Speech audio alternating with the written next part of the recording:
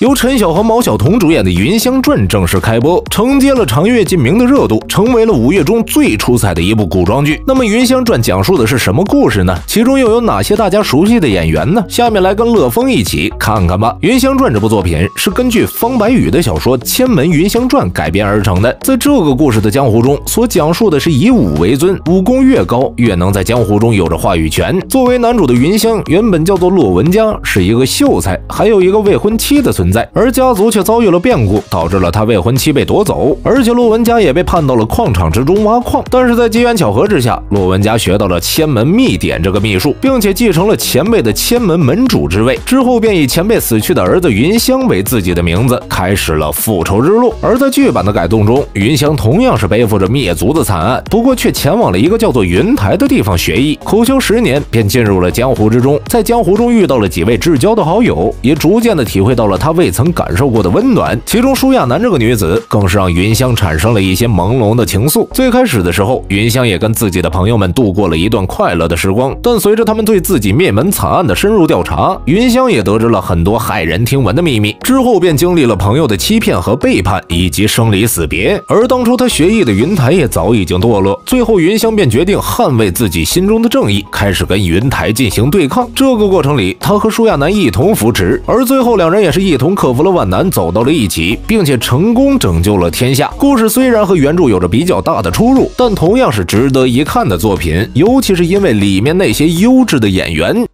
在这部《云香传》中，演员阵容可以称作十分的出色。作为男女主的陈晓和毛晓彤二人都是有着很不错的演技以及颜值的演员。陈晓早期就是凭借古装剧出圈的，是一位新生代的古装男神。去年跟刘亦菲搭档的《梦华录》直接让陈晓获得了最佳古装男演员的奖项，并且这2年他也在进行转型，《冰与火》《人生之路》等也都十分出彩。而毛晓彤之前有着《不良人》《甄嬛传》等作品，口碑也都是非常出彩呀，是如今85花中的担当之一了。这2人合作《云香传》，相信也有不少的朋友是冲着他们去看的吧。除了2位男女主之外，里面还有着刘冠霖这位演员，他之前出演的《赘婿》就让人印象十分的深刻，是一位不错的绿叶演员。还有颜值和演技并存的秦岚，虽然近几年秦岚所出演的作品口碑不太出彩，但是作为演员，秦岚也在很用心的去演绎好自己每一个角色。这次给年轻人当一次绿叶，秦岚想必也不会让大家失望的。而除了这些演员外，《云香传》中的老戏骨也不在少数，其中有王劲松、惠英红、黄海冰等人，都是大家很熟悉的戏骨。如此优秀的主演阵容，也难怪《云香传》在开播后热度不断的上涨。那么有着不错的 IP 以及众多优秀演员加持的《云香传》，如今播出后的口碑到底如何呢？是真的能跟先前陈晓的《梦华录》相比较，还是成为了一部粗制滥造的古偶剧呢？下面就一起来看一下《云香传》的评价吧。